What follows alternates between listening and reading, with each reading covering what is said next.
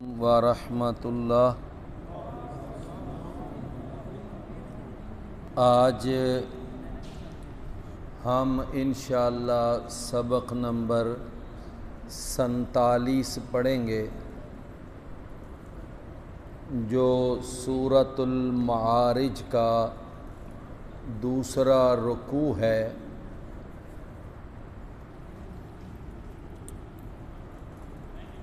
آیت نمبر 36 سے لے کر آیت نمبر 44 تک۔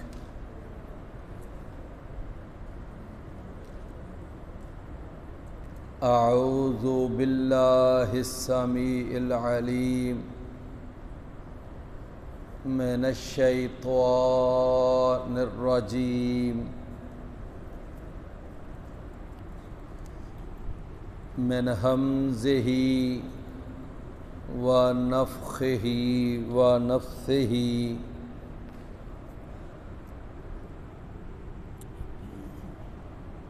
فما للذین کفروا قبلک مہطعین عن الیمین وعن الشمال عزین۔ ایطمع کل امرئ منہم ان یدخل جنۃ نعیم۔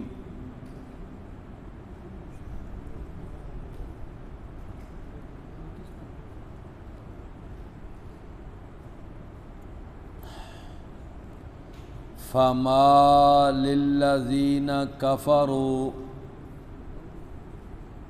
پس کیا ہے ان لوگوں کے لیے جنہوں نے کفر کیا، قبلک مہطعین، کہ وہ آپ کی طرف دوڑنے والے ہو کر چلے آ رہے ہیں۔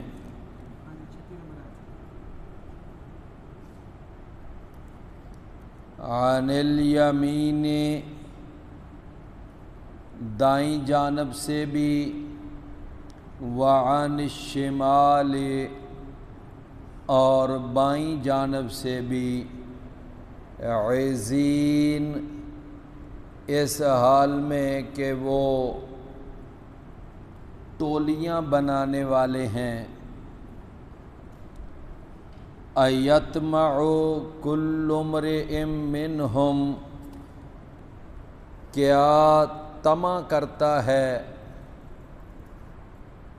ہر آدمی ان میں سے، ان یدخل جنۃ نعیم، کہ وہ داخل کیا جائے گا نعمت والی جنت میں۔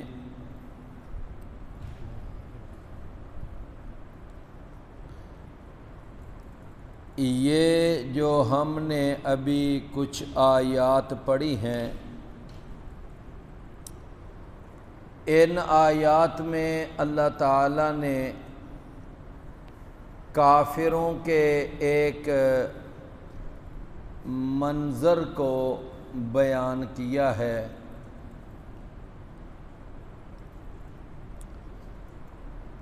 کہ رسول اکرم نبی رحمت، پیغمبر جہاد، رسول الثقلین، سید الکونین،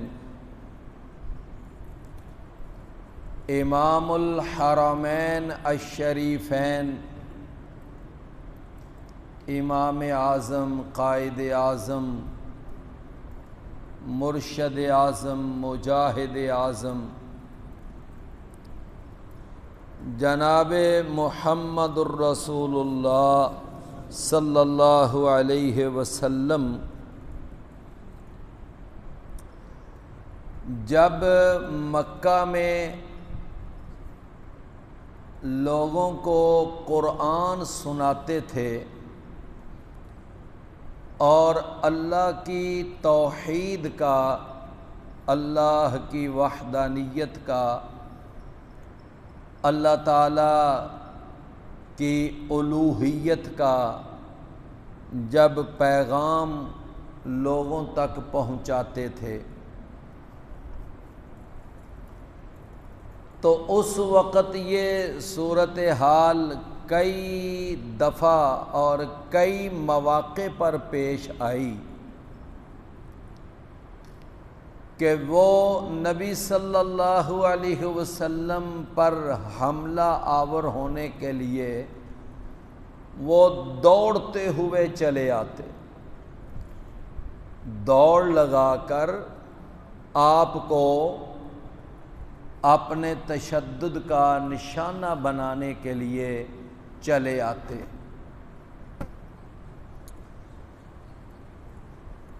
تو ایک یہ منظر بن جاتا کہ یہ دیکھو جی یہ کیا بات کر رہا ہے، کس طرح کی بات کہہ رہا ہے،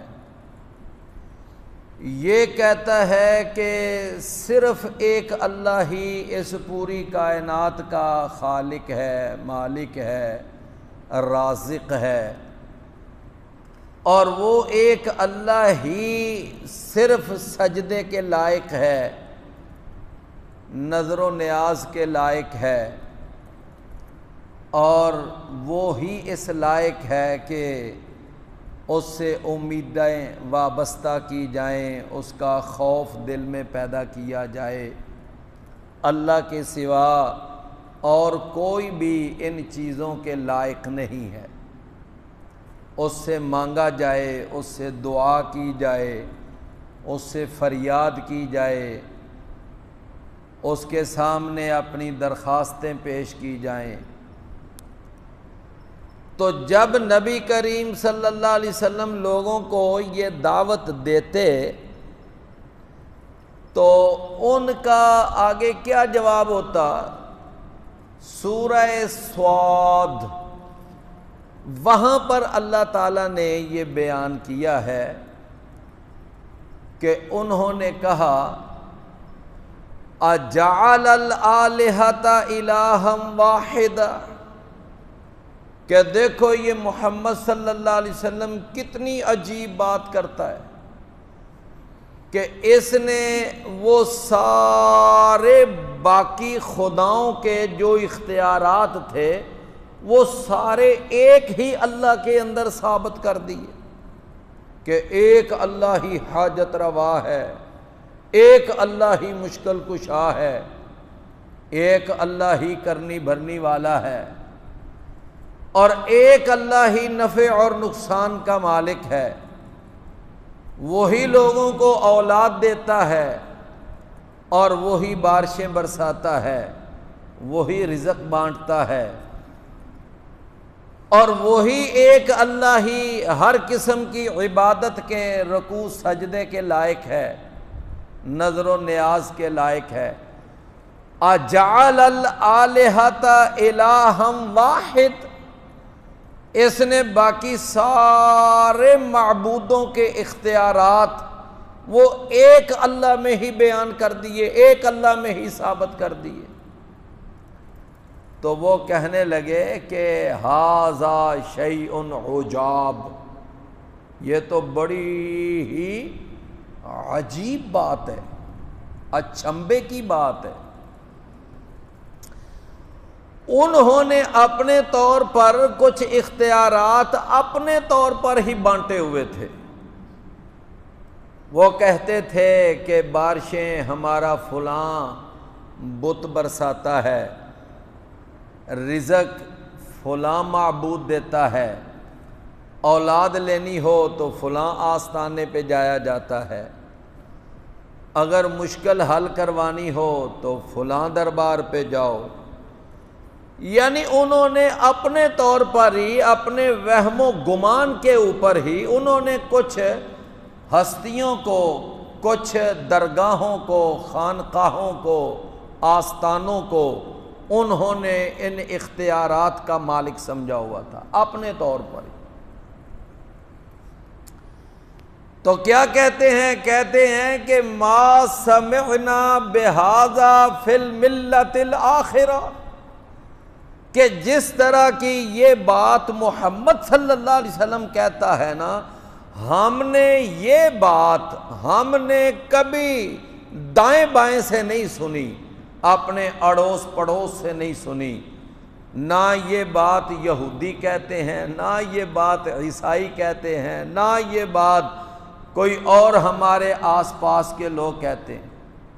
یہودی بھی کہتے تھے عزیر اللہ کا بیٹا ہے، اور عیسائی کہتے تھے عیسیٰ اللہ کا بیٹا ہے، اور پھر انہوں نے اپنے نبیوں کو، ولیوں کو، بزرگوں کو، اور انہوں نے ان کو وہ سارے الوہی اختیارات دیے ہوئے تھے، الوہی اختیارات۔ تو کیا کہتے ہیں؟ کہتے ہیں ما سمعنا بہذا فی الملت الآخرہ، ہم نے یہ بات تو کہیں سے سنی نہیں ہے۔ ایک عجیب بات۔ تو جب نبی کریم صلی اللہ علیہ وسلم یہ لوگوں کو بتاتے نا کہ یہ جو جن کی تم عبادت کرتے ہو، پوجا پرستش کرتے ہو، اور ان کے مرنے مرتے ہو، اور ان کے لیے اپنی جانیں بھی دینے کے لیے تیار ہو جاتے ہو، تو یہ حاجت روا مشکل کشا نہیں ہیں، یہ نفع نقصان کے مالک نہیں ہیں۔ تو میرے بھائیوں، اب ان کو اتنی تکلیف ہوتی کہ وہ نبی صلی اللہ علیہ وسلم پر پل پڑتے اور آپ کے اوپر ٹوٹ پڑتے، اور قریب تھا کہ وہ رسول اللہ صلی اللہ علیہ وسلم کو ختم ہی کر۔ اللہ اکبر، یہ ان کی کیفیت۔ عقیدہ توحید کا اعلان کر کے محمد نے پونڈاں دی کھکھڑ ہلائی۔ تو یعنی یہ کیفیت ہے، جس طرح وہ یعنی یہ ہوتے ہیں نا بھیڑ، جیسے ان کی کھکھڑ کو ہلایا جائے تو کس طرح پھر وہ آتے ہیں۔ تو میرے پیارے بھائیوں، وہ کہتے کہ اے ساڈے معبوداں دا گستاخ جمیا، اے ساڈے معبوداں دا اے گستاخ جمیا، پھڑو مارو مارو دہائی دہائی۔ یعنی وہ رسول اللہ صلی اللہ علیہ وسلم کے اوپر اس طرح ٹوٹ پڑتے کہ وہ نبی صلی اللہ علیہ وسلم کو ختم ہی کر دیں۔ تو اب ذرا یہ سارا آپ نے منظر سمجھا نا کہ حالات کیا تھے، سچویشن کیا تھی، کیا صورتحال کا سامنا تھا۔ تو اس وقت پھر یہ کفار مکہ اور یہ مشرکین مکہ یہ نبی کریم صلی اللہ علیہ وسلم کی طرف ایسے دوڑ لگاتے ہوئے آتے۔ فَمَا لِلَّذِينَ كَفَرُوا، پس کیا ہے ان کافروں کے لیے کہ قبلہ کا مہطعین، کہ آپ کی طرف یہ دوڑتے ہوئے چلے آ رہے ہیں۔ قبلہ کا ایک ہوتا ہے قبلہ کا، قبلہ کا معنی کیا ہوتا ہے؟ آپ سے پہلے، اور قبلہ کا اس کا معنی کیا ہے؟ آپ کی طرف۔ بھئی بات سمجھے نا، قبلہ کا آپ سے پہلے۔ الذین یؤمنون بما انزل الیک وما انزل من قبلک۔ تو قبلک کا معنی کیا ہے؟ آپ سے پہلے، اور قبلہ کا معنی کیا ہے؟ آپ کی طرف۔ فرق تو صرف زیروں زبروں کا ہی ہے نا، لکھنے میں تو ایک جیسا ہی ہے۔ فرمایا کہ یہ آپ کی طرف دوڑتے ہوئے چلے آ رہے ہیں۔ کیسے؟ منظر کیا ہے؟ عن الیمین، آپ کی دائیں طرف سے بھی، وعن الشمال، اور آپ کی بائیں طرف سے بھی دوڑتے ہوئے چلے آ رہے ہیں۔ اللہ، تو یہ تو ہو گیا ایک منظر۔ تو جب وہ نبی صلی اللہ علیہ وسلم کے پاس آتے، کئی دفعہ ایسا بھی ہوا کہ وہ آپ پر جپٹنا چاہتے، آپ پر حملہ آور ہونا چاہتے، لیکن اللہ تعالیٰ خصوصی طور پر اپنے نبی کی حفاظت کرتا۔ خصوصی طور پر کیا کرتا؟ اپنے نبی کی حفاظت کرتا۔ صحیح بخاری میں بڑا مشہور واقعہ لکھا ہوا ہے کہ ایک دفعہ نبی صلی اللہ علیہ وسلم بیت اللہ میں نماز ادا کر رہے ہیں اور ابو جہل آپ کی طرف بڑے برے ارادے کے ساتھ بڑھا کہ میں آج جب یہ جائے گا نا سجدے میں تو میں اس کی گردن پہ پاؤں رکھوں گا اور اتنے زور سے میں پھر مسلوں گا کہ میں آج اس کی گردن مروڑ کے رکھ دوں گا۔ یہ گندا ارادہ اور یہ مذمم سوچ لے کر وہ ظالم آگے بڑھا۔ جب بالکل قریب آیا نا تو اپنے دونوں ہاتھ ایسے مارتا مارتا جیسے کسی چیز کو پیچھے ہٹا رہا ہے تو پھر پیچھے بھاگا۔ اب اس کے دوست جو تماشا دیکھنے کے لیے بیٹھے ہوئے تھے کہ آج دیکھتے ہیں آج کیا بنتا ہے، کہ یہ کئی دنوں سے کہہ رہا تھا کہ اب کبھی میں نے دیکھا نا محمد صلی اللہ علیہ وسلم کو نماز پڑھتے تو اب میں اس کی گردن مروڑ کے رکھ دوں گا، تو آج پھر دیکھتے ہیں کیا کرتا ہے یہ۔ تو جب یہ اپنے دونوں ہاتھ مارتا مارتا پیچھے دوڑا، پیچھے ہٹا، تو اس کے ساتھیوں کو نہیں نہ پتا تھا کہ اب وہاں کیا صورتحال ہے۔ تو جب وہاں گیا تو کہنے لگے کیا بات ہے، تو ایسے ایسے ہاتھ مار رہا تھا، پیچھے ہٹ رہا تھا، رنگ تیرا اڑا ہوا تھا اور ہوائیاں اڑی ہوئی تھی، کیا مسئلہ کیا تھا؟ کہنے لگا تمہیں نہیں پتا، جب میں محمد صلی اللہ علیہ وسلم کے بالکل قریب چلا گیا نا تو اس وقت میں نے دیکھا کہ ایک اونٹ کی شکل کا کوئی جانور تھا، وہ میرے ایسے سامنے آیا اور اس کے منہ سے آگ نکل رہی تھی اور وہ میری طرف بڑھ رہا تھا۔ میں تو بڑی مشکل اپنے آپ کو بچا کر نکلا ہوں، اور اگر میں وہاں ذرا بھی ٹھہرتا تو وہ تو کھانے لگا تھا مجھے۔ اب وہ جو جانور تھا، وہ جو آگ تھی، وہ سارا منظر وہ باقیوں کو نہیں نظر آ رہا، کس کو نظر آ رہا تھا؟ ابو جہل کو۔ میرے پیارے بھائیوں، یہ دیکھیں نا، اللہ نے خصوصی طور پر حفاظت فرمائی اپنے نبی کریم صلی اللہ علیہ وسلم کی، خصوصی طور پر۔ ایک دفعہ یہ جب سورۃ اللہب نازل ہوئی نا، سورۃ اللہب، تبت یدا ابی لہب وتب، تو اس سورت کے نازل ہونے کے بعد ابو لہب کی بیوی ام جمیل یہ اپنے ہاتھ میں نا کچھ پتھروں کی کنکریاں لے کر نبی صلی اللہ علیہ وسلم کو ڈھونڈتی پھر رہی ہے کہ محمد صلی اللہ علیہ وسلم کدھر ہے، آج وہ مجھے کہیں نظر آ جائے نا تو میں آج یہ ساری کنکریاں آج محمد کے منہ پہ ماروں گی۔ اور سنا ہے کہ اس پر ایک ایسی صورت نازل ہوئی ہے جس میں میری اور میرے خامند کی مذمت کی گئی ہے، میں نے یہ سنا ہے۔ تو میرے بھائیوں، وہ آئی تلاش کرتی کرتی تو نبی صلی اللہ علیہ وسلم ایک جگہ تشریف فرما ہیں، سیدنا ابو بکر رضی اللہ عنہ آپ کے بالکل ساتھ بیٹھے ہوئے، تو آ کر نا ابو بکر رضی اللہ عنہ سے پوچھتی ہے کہ ابو بکر وہ آج تیرا ساتھی کدھر ہے؟ اب ابو بکر حیران ہے کہ میرے ساتھ بیٹھے ہوئے ہیں اور یہ پوچھ رہی ہے تیرا ساتھی کدھر ہے۔ تو اب انہوں نے بھی اس وقت سمجھداری کا ثبوت دیا، یہ نہیں کہا یہ میرے ساتھ تو بیٹھے ہوئے ہیں تجھے نظر نہیں آ رہے، سمجھ گئے نا کہ معاملہ کچھ ہے، سمجھ گئے کہ معاملہ کچھ ہے۔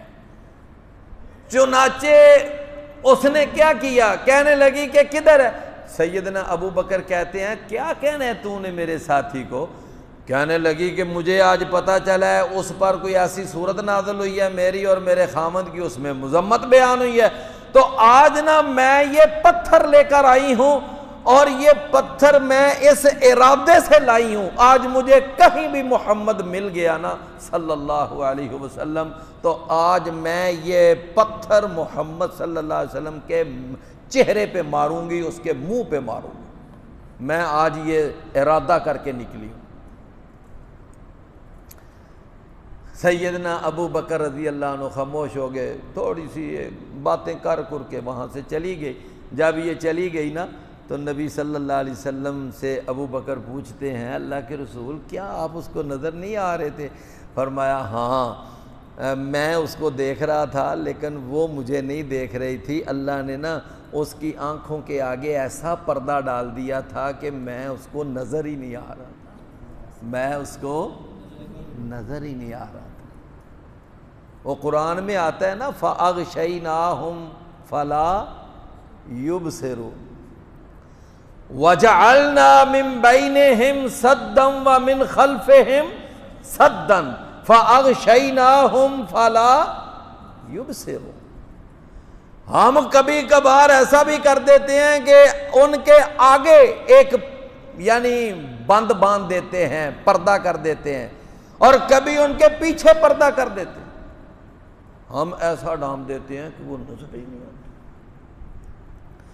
اللہ کے نبی صلی اللہ علیہ وسلم ہجرت کی رات جب نکلے تھے، یاد ہے ہجرت کی رات، اور آپ کے لیے وہ یعنی قاتل ٹیم جو تھی وہ وہاں بیٹھی ہوئی ہے کہ آج ہم نے قتل کرنا ہے محمد صلی اللہ علیہ وسلم، ہاتھوں میں تلواریں ہیں اور پورے ارادے سے بیٹھے ہوئے، اور پورے مکہ کی جو یعنی ایک سپریم اتھارٹی ہے ان کا متفقہ فیصلہ تھا کہ آج ہم نے محمد صلی اللہ علیہ وسلم کو قتل کرنا۔ تو اللہ کے نبی صلی اللہ علیہ وسلم نکلے، آپ کے ہاتھ میں مٹی ہے اور وہ جناب ایسے بیٹھے ہوئے ہیں آپ کے گھر کے باہر، تو آپ نکلے نا جب تو کچھ ادھر ہیں کچھ ادھر ہیں، تو آپ نکل کر نا آپ ان کے سروں کے اوپر تھوڑی تھوڑی ایسے مٹی ڈال رہے ہیں، میری بات سمجھے نا، سروں کے اوپر کیا ڈال رہے ہیں؟ مٹی ڈال رہے ہیں۔ اب دیکھ لو ان کو اللہ کے نبی نظر نہیں آ رہے، ان کو اللہ کے نبی نظر، لیکن آپ مٹی ڈال رہے ہیں۔ آپ نے ان ساروں کے سروں پہ مٹی ڈالی اور آپ وہاں سے بخیر و خیریت وہاں سے چلے گئے۔ جب کچھ ہوا نا، روشنی ہوئی تو کوئی آدمی نا دور سے دیکھ رہا تھا کہ محمد صلی اللہ علیہ وسلم اس طرح نکلے ہیں، مٹی ڈال رہے ہیں۔ تو جب روشنی ہوئی تو وہ آیا، کہنے لگا تم ادھر بیٹھے ہوئے ہو کیا؟ کہتا جی وہ کہنے لگے آج پتہ نہیں محمد نکلا ہی نہیں ہے باہر، ہم تو کب کا انتظار کر رہے ہیں، آج باہر ہی نہیں نکلا۔ تو وہ کہنے لگا اپنے سروں کو دیکھو، تمہارے سروں پہ وہ مٹی ڈال کے گیا ہے، ایک ایک سر پہ مٹی ڈال کے گیا ہے، تمہارے سامنے سے گیا ہے اور ایک ایک سر پہ اس نے مٹی ڈالی ہے، تم کہتے ہو کہ نکلا ہی نہیں ہے۔ اچھا، پھر وہ ایسے سروں کو جھاڑنے لگے تو مٹی نیچے گری۔ تو میرے پیارے بھائیوں یہ دیکھ لیں کہ اللہ، اچھا پھر یہ نہیں ہے کہ اللہ تعالیٰ کی اس طرح کی مدد صرف نبی صلی اللہ علیہ وسلم پر، کئی صحابہ کے ایسے واقعات موجود ہیں، کئی صحابہ کے اور کئی مجاہدین کے ایسے واقعات موجود ہیں، کئی مجاہدین کے۔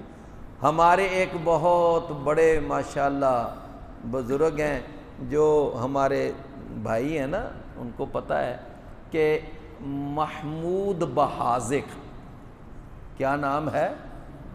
ابو عبدالعزیز محمود بہازق۔ یہ جو مریدکے کے اندر وہ بنا ہے نا العزیز ہسپتال، تو وہ ان کے بیٹے عبدالعزیز کے نام کی وجہ سے وہ بنا، ان کے بڑے بیٹے کا نام عبدالعزیز تھا، تو ان کو کیا کہتے تھے؟ ابو عبدالعزیز، لیکن اصل نام کیا تھا؟ محمود بہازق۔ تو یہ نا جب گئے ہوئے تھے نا ادھر یعنی وہ جہاد کے لیے بوسینیا میں، تو جب یہ وہاں سے اب نکلنا تھا 17-18 مہینے وہاں رہے، انہوں نے کمان کی، تو اب وہاں سے نکلنا تھا۔ ان کی ماشاءاللہ وہ کافی لمبی داڑھی تھی، ہے کافی لمبی داڑھی ہے، یعنی کافی لمبی داڑھی ہے ماشاءاللہ، اور پھر بھاری داڑھی ہے، اور پھر اپنی داڑھی کو مہندی بھی لگاتے ہیں، سرخ داڑھی ہے، کافی لمبی داڑھی ہے۔ تو اب ان کی تصویریں سارے جو اس وقت کے تھے نا وہ ایئرپورٹ، وہاں تصویریں لگی ہوئی تھیں، دہشت گرد کے طور پر، اشتہاری کے طور پر، سمجھے نا۔ اور اس کے لیے مطلب ہے کہ سر کی قیمت لگی ہوئی ہے، ابو عبدالعزیز کے سر کی قیمت لگی ہوئی ہے کہ یہ آدمی پکڑو، زندہ پکڑو یا مردہ پکڑو، اس کی اتنی قیمت ہے، ڈالروں میں قیمت تھی۔ لو میرے بھائیوں، جب یہ وہاں سے نکلے نا بوسینیا سے، تو انہوں نے کئی ایئرپورٹوں پہ جانا تھا، ایک سے اترنا تھا، آگے جانا تھا، پھر وہاں سے کوئی انہوں نے فلائٹ بدلنی تھی، اس طرح کر کے۔ تو جب یہ وہاں سے نکلے نا تو بڑے ان کو ساتھیوں نے مشورے دیے، بڑے مشورے دیے کہ آپ اپنی داڑھی منڈوا کر چلے جائیں، جب داڑھی منڈوا کر جائیں گے نا تو پھر آپ پہچانے نہیں جائیں گے، اگر آپ داڑھی سمیت جائیں گے نا تو آپ تو پہلے ہی ایئرپورٹ پہ پکڑے جائیں۔ داڑھی منڈوا کر اپنا نیا پاسپورٹ بنوائیں کسی طریقے سے اور آپ اس طرح جائیں۔ لیکن وہ کہنے لگے سوال ہی پیدا نہیں ہوتا، میں اللہ کے رسول کی اس سنت کو نہیں منڈوانا چاہتا، زیادہ سے زیادہ کیا ہوگا، وہ پکڑ لیں گے، جیل میں ڈال دیں گے، کوئی بات نہیں، لیکن میں نے داڑھی نہیں منڈوانا۔ اچھا، اس وقت نا ہمارا جو مرکزی دفتر ہوتا تھا یہ چیمبرلین روڈ پہ ہوتا تھا، 5 چیمبرلین روڈ، جب انہوں نے آنا تھا۔ تو میرے عزیز بھائیوں، یہ واقعہ ہماری زندگی کا، ہمارے دیکھے، ہماری آنکھوں دیکھا واقعہ کہ جب وہ پھر وہاں سے بزرگ آئے تو انہوں نے بالکل داڑھی نہیں منڈوائی، ایک بال تک نہیں منڈوایا، ایک بال تک، پوری داڑھی۔ اور جب یہ وہاں سے آئے تو کہتے ہیں میں نا بس یہی پڑھتا چلا آ رہا تھا، وَجَعَلْنَا مِن بَيْنِ أَيْدِيهِمْ سَدًّا وَمِنْ خَلْفِهِمْ سَدًّا فَأَغْشَيْنَاهُمْ فَهُمْ لَا يُبْصِرُونَ، اور ساتھ ساتھ میں پڑھتا چلا آ رہا تھا بسم اللہ الذی لا یضر مع اسمہ شیء فی الارض۔ تو بس اللہ تعالیٰ میرے لیے کہتے ہیں میں سب کے سامنے آتا اور میں ایسے اپنا وہ پاسپورٹ دکھاتا، اپنا سارا تو کہتے جاؤ جی جاؤ جی، کسی نے روکا ہی نہیں، کسی نے کوئی نوک ٹوک ہی نہیں کی، کچھ بھی نہیں۔ میرے پیارے بھائیوں، جب یہ پھر لاہور ایئرپورٹ پر اترے نا تو وہ ہم گئے ان کو ایئرپورٹ سے لینے کے لیے، کوئی 8-10 ساتھی تھے، ان ساتھیوں میں میں بھی تھا، امیر محترم گئے اور بھی کئی، ظفر صاحب، کئی ساتھی تو ہم گئے ان کو نا ایئرپورٹ سے وصول کرنے۔ جب ہم گئے تو جاتے جاتے نا ہمارے ذہنوں میں کئی وسوسے کہ آئیں گے، ہو سکتا ہے داڑھی انہوں نے منڈائی ہو یا چھوٹی کروائی ہو یا کیا کیا ہو، لیکن جب یقین جانے ہم نے ان کو آتے ہوئے باہر دیکھا تو ہم ہکے بکے رہ گئے، اور ہم نے اللہ کا اتنا کہ یہ بندہ اپنی پوری داڑھی سمیت آ گیا۔ تو میرے بھائیوں کیا تھا بھلا، کوئی بات آپ سمجھ رہے ہیں؟ حالانکہ تصویریں لگی ہوئی ہیں، ایئرپورٹوں پہ تصویریں لگی ہوئی ہیں، سمجھے نا؟ تو میں عرض یہ کر رہا تھا کہ وہی ہے نا کہ اللہ تعالیٰ بعض اوقات اپنے بندوں کی خصوصی حفاظت فرماتا ہے، اپنے بندوں کی کیا کرتا ہے؟ خصوصی حفاظت فرماتا ہے۔ تو نبی صلی اللہ علیہ وسلم کے اوپر جب یہ پل پڑتے، آپ پر حملہ آور ہوتے، اللہ تعالیٰ آپ کو بچا لیتا، ٹھیک ہے؟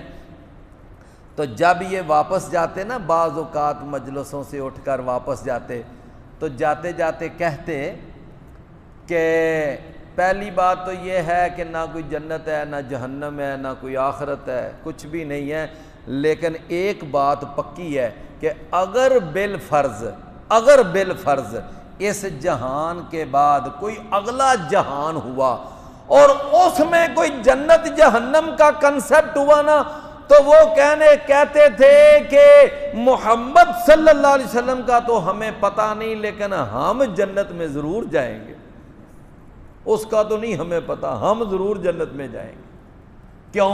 کیوں دماغ میں یہ خناس بیٹھا ہوا تھا؟ کہتے تھے کہ اس دنیا میں بھی تو ہم محمد صلی اللہ علیہ وسلم سے بہتر پوزیشن میں ہیں، ہمارے پاس مال ہے، اس کے پاس مال نہیں ہے، ہمارے پاس ٹھاٹھ باٹ ہے، اس کے پاس کوئی ٹھاٹھ باٹ نہیں ہے، ہمارے پاس چودراہٹ ہے، اس کے پاس کوئی چودراہٹ نہیں ہے، ہم اس سے دنیاوی سٹیٹس میں بہت آگے ہیں۔ تو جب اس دنیا میں، اس جہان میں ہم اس سے بہتر پوزیشن میں ہیں، تو اگر کوئی اگلا جہان ہوا بھی تو ہم اس سے بہتر پوزیشن، یعنی وہ اگلے جہان کو بھی اس جہان پر قیاس کرتے تھے۔ سمجھ آئی نا بات؟ حالانکہ یہ کتنی بڑی بیوقوف، بھائی یہ دنیا دارالعمل ہے، یہ جہان، اور وہ تو دارالجزا ہے، اس کا اور اس کا کیا بلا مناسبت؟ یہاں جو بونا ہے وہاں وہ کاٹنا ہے۔ تو فرمایا کہ فما للذین، تو جاتے جاتے کیا کہتے ٹولیوں میں، کوئی ایک ٹولی ادھر بن گئی، ایک ٹولی ادھر، کوئی ادھر، تو بس ٹولیوں میں ڈسکشن کرتے، کیا کہتے اگر جنت میں جائیں گے نا تو ہم جائیں گے، محمد نہیں جائے گا اور اس کے ساتھی بھی نہیں جائیں گے۔ تو اللہ نے فرمایا دیکھو ان ظالموں کا حال کیا ہے کہ اللہ کے نبی کو، اللہ کے دین کی دعوت دینے والے کو، اللہ کی توحید کا پرچار کرنے والے پیغمبر کو قتل کرنا چاہتے ہیں، اور پھر ادھر سے آگے کیا، ایطمع کل امرئ منہم ان یدخل جنت نعیم، کیا طمع کرتا ہے ان میں سے ہر ایک کہ وہ داخل کیا جائے گا نعمت والی جنت میں۔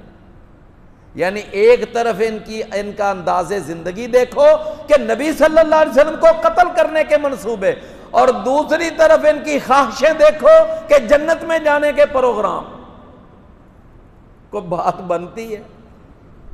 اللہ نے فرمایا یہ کیسے ہو سکتا ہے کہ اللہ کو ماننے والے اور نہ ماننے والے، سمجھے نا، جنت میں چلے جائیں، اللہ کو ایک ماننے والے اور کئی الہوں کے پجاری جنت میں چلے جائیں؟ ایسا نہیں ہو سکتا۔ اللہ اکبر۔ کیا طمع کرتا ہے ان میں سے ہر ایک کہ وہ داخل کیا جائے گا نعمت والی جنت میں؟ میری بات آپ سمجھ رہے ہیں نا؟ کیا طمع کرتا ہے ان میں سے ہر ایک کہ وہ داخل کیا جائے گا نعمت والی جنت۔ علامہ اقبال ہے نا، تو اس نے ایک جگہ پہ یہ بات کہی ہے، بڑی اچھی بات ہے، کوئی اچھی بات ہو تو وہ کہتا ہے کہ تم ہو آپس میں غضبناک، یعنی اپنے معاشرے کی عکاسی کرتا ہے اپنا معاشرہ، کہتا ہے تم ہو آپس میں غضبناک، وہ آپس میں رحیم۔ وہ جو صحابہ تھے نا، صحابہ کرام، وہ کیا تھے؟ آپس میں رحیم، رحماء بینہم۔ سمجھ آئی بات کی؟ کہتا ہے تم ہو آپس میں غضبناک، وہ آپس میں رحیم، تم خطا کار و خطا بین، وہ خطا پوش و کریم، تم غلطیاں کرنے والے، گناہ کرنے والے اور لوگوں کے گناہوں کو ڈھونڈنے والے، جاسوسیاں کرنے والے، اور وہ کیا تھے؟ وہ خطا پوش، وہ لوگوں کی خطاؤں پہ پردے ڈالنے والے تھے، کریم، وہ بڑے ہی کریمانہ صفت کے لوگ تھے۔ تم ہو آپس میں غضبناک، وہ آپس میں رحیم، تم خطا کارو خطا بھی وہ خطا پوشو کریم. اور اگلا جملہ کہتا ہے چاہتے سب ہیں کہ ہوں اوج ثریا پر مقیم. سب چاہتے ہیں کہ ہم اوج ثریا پر کیا ہوں؟ مقیم ہوں. پہلے پیدا تو کوئی کرے ویسا قلب سلیم. پہلے پیدا تو کوئی کرے ویسا قلب. کہتا ہے پہلے وہ دل تو پیدا کرو جو اس اوج ثریا پہ جانے کے قابل ہو. تو اللہ فرماتا ہے ان کافروں کا حال دیکھو کہ نبی صلی اللہ علیہ وسلم کو مارنے کے لیے دوڑے چلے آ رہے ہیں, قتل کرنے کے ارادے ہیں, اور پروگرام کیا ہے جی ہم جنت میں جائیں گے. سمجھے نا. فرمایا کلا ہرگز نہیں, ان کی یہ سوچ ہرگز صحیح نہیں ہے.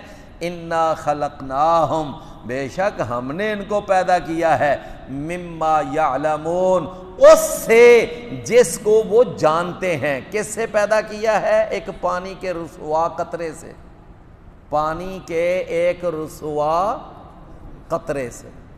فَلْيَنْظُرِ الْإِنسَانُ مِمَّا خُلِقَ خُلِقَ مِن مَّاءٍ دَافِقٍ يَخْرُجُ مِن بَيْنِ الصُّلْبِ وَالتَّرَائِبِ. اس سے تو یہ پیدا ہوا ہے. اب ذرا اندازہ کریں جو اتنے حقیر پانی سے پیدا ہونے والا اب اس کو زیب دیتا ہے کہ وہ تکبر کرے. اور یہ جو کفر اور شرک ہے اس کی بنیاد تکبر ہے. اس کی بنیاد کیا ہے؟ کہ بھئی حق کو جان کر بھی حق نہ ماننا, یہ کیا ہے؟ یہ تکبر کی علامت ہے نا. فرمایا ہم جانتے ہیں جس سے وہ ہم نے ان کو پیدا کیا اس سے جس کو وہ جانتے ہیں. فلا اقسم برب المشارق, پس نہیں میں قسم اٹھاتا ہوں مشرقوں کے رب کی, والمغارب, اور مغربوں کے رب کی. مشرقوں کے رب کی اور مغربوں کے رب کی.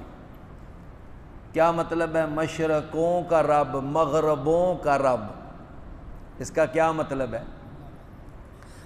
میرے بھائیوں؟ ایک ہے رب المشرق والمغرب, اور سورہ الرحمن میں آتا ہے رب المشرقین و رب المغربین, اور یہاں آپ پڑھ رہے ہیں کہ رب المشارق والمغارب. بھائی جب کہا جائے نا رب المشرق والمغرب تو اس کا مطلب ہوتا ہے کہ وہ مشرق اور مغرب کی جہت, مشرق اور مغرب کی جہت مراد ہوتی ہے نا. 4 جہتیں ہیں نا, مشرق مغرب شمال اور جنوب. جب کہا جائے نا رب المشارق و رب المشرقین و رب المغربین, جب 2 مشرق اور 2 مغرب کی بات ہو تو اس سے مراد کیا ہوتا ہے؟ ایک مشرق گرمیوں کا اور ایک مشرق سردیوں کا, اور اسی طرح ایک مغرب گرمیوں کا اور ایک مغرب سردیوں کا. کیوں؟ اس لیے کہ سردیوں میں اور گرمیوں میں سورج کے طلوع ہونے کا اور غروب ہونے کا بڑا فرق پڑ جاتا ہے.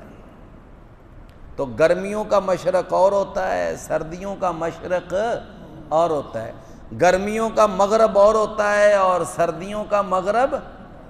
تو میری بات آپ سمجھیں, جب کہا جائے رب المشرق والمغرب تو اس وقت کیا مراد ہوتا ہے؟ کیا مراد ہوتا ہے؟ جہت مراد ہوتی ہے. جب کہا جائے رب المشرقین و رب المغربین تو پھر کیا مراد ہوتا ہے؟ گرمیوں اور سردیوں کا مشرق اور مغرب. جب کہا جائے نا رب المشارق والمغارب تو اس کا مطلب یہ ہوتا ہے ہر روز کا مشرق اور ہر روز کا مغرب. کیوں؟ ہر روز کے مشرق اور مغرب میں فرق ہوتا ہے. پتہ ہے نا اور بھائیو سورج روزانہ 1 منٹ 1.5 منٹ کے فرق سے نکلتا ہے نا، روزانہ صرف ایک دن پورے سال میں آتا ہے کہ جب دن اور رات بالکل برابر ہو جاتی، صرف ایک دن اور ایک رات، باقی سارا سال یہ سلسلہ چلتا ہے کہ کبھی رات چھوٹی دن بڑا، پھر دن چھوٹا رات بڑی، یہ سلسلہ چلتا رہتا ہے۔ تو ہر دن کا مشرق اور ہوتا ہے اور ہر دن کا مغرب اور ہوتا ہے، تو اس اعتبار سے جتنے دن ہیں اتنے ہی مشرق ہیں، تو یہ وہ مراد ہے رب المشارق والمغرب۔ تو بھائیو مطلب سمجھ آ گیا نا، رب المشرق والمغرب، رب المشرقین و رب المغربین، رب المشارق و رب المغرب۔ فرمایا انا لقادرون، بے شک یقیناً ہم قدرت رکھنے والے ہیں کہ ہم ان سب کو اکٹھا کر لیں۔ جو رب اس پوری کائنات کا خالق ہے، مالک ہے، وہ دن لاتا ہے، وہ رات لاتا ہے، وہ موسم بدلتا ہے، وہ ہر روز کا مشرق اور مغرب بدلتا ہے، او بلا سوچو نالائکو، اس رب کے لیے تمہیں قیامت کے دن دوبارہ پیدا کرنا مشکل ہے؟ اس رب کے لیے تمہیں دوبارہ پیدا کرنا مشکل ہے؟ انا لقادرون، بے شک یقیناً ہم کیا ہیں؟ قدرت رکھنے والے ہیں، علی ان نبدل خیرا منہم، کہ ہم بدل دیں یعنی زیادہ بہتر منہم، ان سے، کہ ہم اس پر بھی قدرت رکھتے ہیں کہ اگر تم مرتد ہو جاؤ، کافر ہو جاؤ، باغی ہو جاؤ، ہم تم ساروں کو ختم کر کے تمہاری جگہ ایک نئی مخلوق آباد کر دیں، اور وہ جو نئی مخلوق ہوگی وہ تم سے بہتر ہوگی۔ ان تتولوا یستبدل قوما غیرکم فلا یکونوا امثالکم، ان تتولوا، اگر تم پھر جاؤ گے، مرتد ہو جاؤ گے، تو یستبدل قوما غیرکم، تو اللہ تمہارے علاوہ اس قوم کو بدل دے گا، فلا یکونوا امثالکم، پھر جو تمہاری جگہ پر قوم آئے گی نا وہ تمہارے جیسی نہیں ہوگی بلکہ تم سے بہتر ہو۔ فرمایا وما نحن بمسبوقین، اور نہیں ہیں ہم عاجز کیے ہوئے، ہم عاجز کیے ہوئے نہیں ہیں۔ مطلب کیا؟ کہ ایسا نہیں کہ ہم تمہیں دوبارہ پیدا نہ کر سکیں یا تمہیں وہاں جمع نہ کر سکیں، تمہیں اکٹھا نہ کر سکیں، تمہیں پیدا بھی کریں گے، تم سب کو اکٹھا بھی کریں گے، تمہارا ایک ایک جوڑ بھی جوڑ لیں گے۔ فذرہم، پس آپ ان کو چھوڑ دیں اے نبی صلی اللہ علیہ وسلم، یخوضوا، کہ یہ بحث کرتے رہیں، جھگڑا کرتے رہیں فضول باتوں میں، بے مقصد باتوں میں، وَيَلْعَبُوا، اور کھیل کود میں لگے رہیں، حَتَّى يُلَاقُوا، یہاں تک کہ وہ ملاقات کر لیں، یومہم، اپنے اس دن سے، الَّذِي يُوعَدُونَ، وہ دن کے جس کا وہ وعدہ کیے گئے ہیں، جس کا وہ کیا کیے گئے ہیں۔ فرمایا کہ اے نبی آپ ان کے کفر پہ، شرک پہ اور ان کی اس ضد پر، ہٹ درمی پہ نہ دل میں بات لائیں، چھوڑ دیں ان کو، ان کے حال پہ چھوڑ دیں آپ ان کو ان کے حال پہ۔ دیکھیں نا ایک بچہ وہ بات ہی نہ مانے، تمہاری کسی بات کو نہ مانے، تو پھر ایک وقت آتا ہے نا کہتے ہیں اچھا ہے دفع کرو، ایک وقت آتا ہے نا بندہ کہتا ہے اچھا دفع کرو، انہوں یہ حالت ہی چھڑ دیو، اور بھائی کہتے ہیں کہ نہیں ہم۔ فرمایا فذرہم، پس آپ ان کو چھوڑ دیں، یخوضوا، کہ یہ بحث کرتے رہیں، جھگڑا کرتے رہیں، وَيَلْعَبُوا، کھیل کود میں لگے رہیں، حَتَّى يُلَاقُوا، یہاں تک کہ وہ ملاقات کر لیں، یومہم، اپنے اس دن سے، الَّذِي يُوعَدُونَ، کہ جس دن کا وہ وعدہ کیے گئے ہیں، یعنی قیامت کا دن۔ قیامت کے دن کو قرآن میں کہا گیا نا الیوم الموعود، یہ ہے نا قرآن مجید میں، والسماء ذات البروج، اور آگے کیا ہے والیوم الموعود۔ فرمایا یوم یخرجون من الاجداث، جس دن وہ نکلیں گے من الاجداث، قبروں سے۔ الاجداث یہ جادہ سن کی جمع ہے، اور اس کا معنی کیا ہے؟ یعنی قبروں سے، یعنی یوں سمجھیں کہ یہ عبارت یوں ہے، یوم یخرجون من القبور، یعنی الاجداث کس معنی میں ہے؟ قبور کے معنی میں، جس دن وہ نکلیں گے قبروں سے۔ فرمایا سراعا، اس حال میں کہ یہ دوڑنے والے ہوں گے، قبروں سے نکلیں گے، اور کیسے نکلیں گے؟ دوڑ لگا رہے ہیں، دوڑ۔ فرمایا کأنہم، گویا کہ وہ الی نصب، کہ وہ آستانوں کی طرف، یوفضون، وہ بھاگنے والے، بھاگ رہے ہیں اپنے آستانوں کی طرف۔ جب صبح صبح کا ٹائم ہوتا نا تو کئی ایسے بھی بدبخت مشرک ہوتے تھے کہ اپنے گھروں سے دوڑ لگا کر آتے کہ جا کر سب سے پہلے آج بت جو بیت اللہ میں پڑے ہوئے ہیں نا، سب سے پہلے میں نے جا کر ان کو چومنا ہے۔ کئی ایسے بدبخت، یا پھر ان کے علاقے میں، ان کے گلی محلے میں جو ان کا دربار ہوتا، جو آستانہ ہوتا، وہاں پر جو بت پڑا ہوتا، تو لوگ جو تھے نا وہ مشرک بھاگتے صبح اٹھتے ہی کہ سب سے پہلے میں نے جا کر آج بت کو چومنا ہے، اس کو بوسہ دینا ہے، اس کو سجدہ کرنا ہے۔ اللہ نے بالکل وہی نقشہ کھینچ کے فرمایا کہ جس طرح یہ ظالم اپنے دنیا میں معبودوں کی طرف، بتوں کی طرف دوڑتے ہیں نا، تو کل قیامت کے دن ایسے یہ دوڑ لگا رہے ہوں، دوڑ لگا رہے ہوں۔ کأنہم، گویا کہ وہ الی نصب، کہ آستانوں کی طرف، یوفضون، دوڑ رہے ہیں۔ خاشعۃ ابصارہم، اس حال میں کہ جھکنے والی ہوں گی ان کی آنکھیں، ترہقہم ذلہ، ڈھانپا ہوا ہوگا ان کو ذلت نے، ڈھانپا ہوا ہوگا ان کو ذلت نے، ذلت، رسوائی۔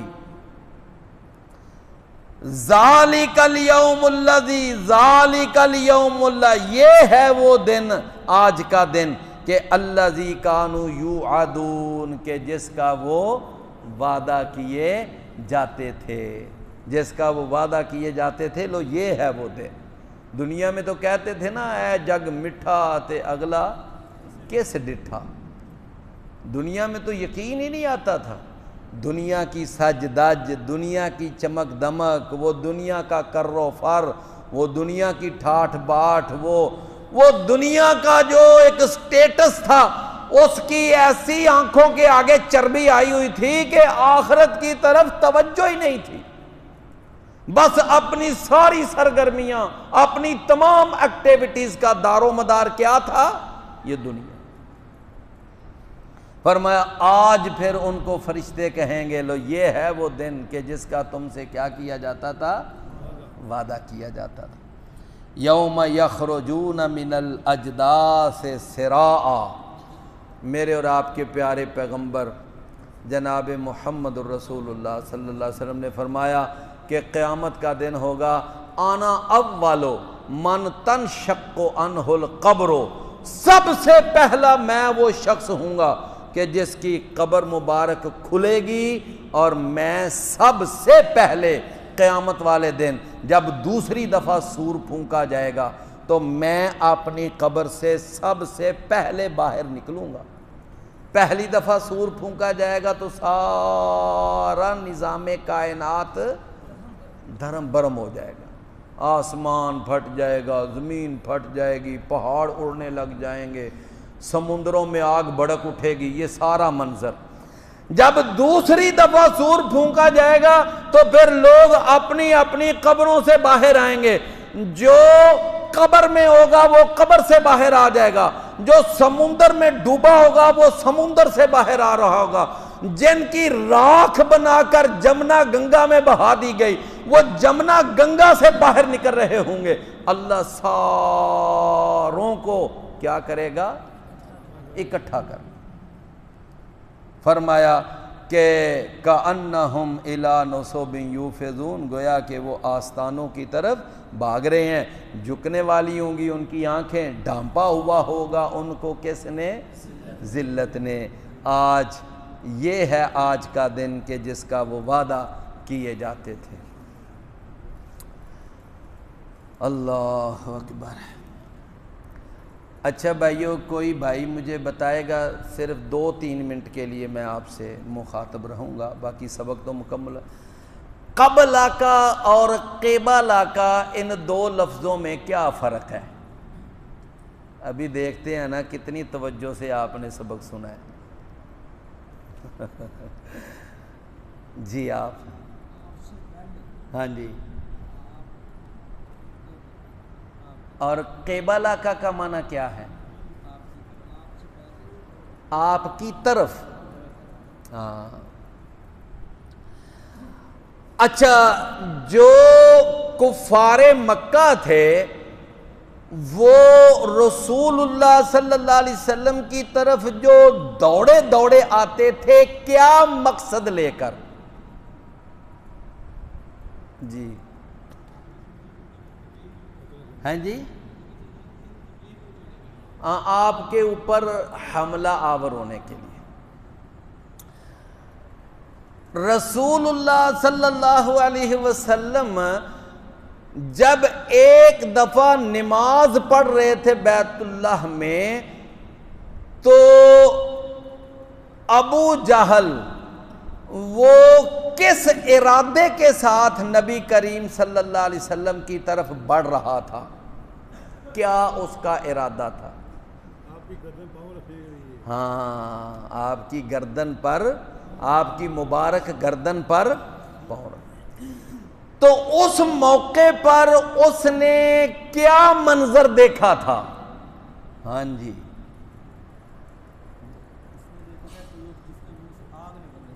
ہاں، ایک اونٹ کی شکل کا جانور ہے اور اس کے منہ سے آگ نکل رہی ہے۔ رسول اللہ صلی اللہ علیہ وسلم اپنے کس صحابی کے ساتھ بیٹھے ہوئے تھے کہ جب ابو لہب کی بیوی آپ کو پتھر مارنے کے لیے آئی تھی؟ اس صحابی کا نام یاد ہے؟ جی آپ، ہاں، سیدنا ابو بکر صدیق رضی اللہ عنہ۔ اللہ کے نبی صلی اللہ علیہ وسلم جب ہجرت کی رات نکلے تھے تو اس وقت وہ جو قتل کا ارادہ کر کے بیٹھے ہوئے تھے، آپ نے ان کے ساتھ کیا عمل کیا تھا کہ جس کا انہیں پتہ ہی نہیں چلا تھا؟ جی آپ ہیں جی، ہاں، ان کے سروں پہ خاک ڈالی تھی، ان کے سروں پہ خاک ڈالی تھی۔ قرآن میں جب یہ کہا جاتا ہے رب المشرق والمغرب تو مشرق اور مغرب سے کیا مراد ہوتا ہے؟ جمشید صاحب، جہت کیا مراد ہوتی ہے؟ جہت مراد۔ جب قرآن میں یہ کہا جائے رب المشرقین و رب المغربین تو پھر کیا مراد ہوتا ہے؟ جی اپنا نہیں، آپ کے ساتھ والے بھائی بتائیں گے۔ جی ہاں ٹھیک ہے، یہ ماشاءاللہ اسکول ٹیچر ہیں جی، ایس ایس ٹی ٹیچر، انہوں نے دیکھے ذرا اپنی زبان میں بتایا۔ ہاں جی، یہ سورج نکلنے کے کیا ہیں؟ انتہائی یعنی مقام، یعنی انتہائی دور کے مقام اور انتہائی قریب کے مقام۔ ہم اس کو عام لفظوں میں کہہ سکتے ہیں سردیوں کا اور گرمیوں کا مشرق۔ سمجھ آئے جی؟ ایک سوال کہ جب قرآن میں یہ کہا جائے رب المشارق والمغارب، مشرقوں کا رب مغربوں کا رب، تو پھر کون سے یعنی کہ مراد ہوتے ہیں مشرق مغرب؟ جی ہاں جی، ہر دن کا مشرق اور مغرب۔ ٹھیک ہو گیا جی، ماشاءاللہ ماشاءاللہ۔ اللہ تعالیٰ عمل کی توفیق عطا فرمائے۔ انشاءاللہ آگے ہم سبق نمبر 48 پڑھیں گے۔ بھائی کوشش کریں اپنے ساتھ کسی ایک بھائی کو جوڑ کر لائیں، کیوں بھائی؟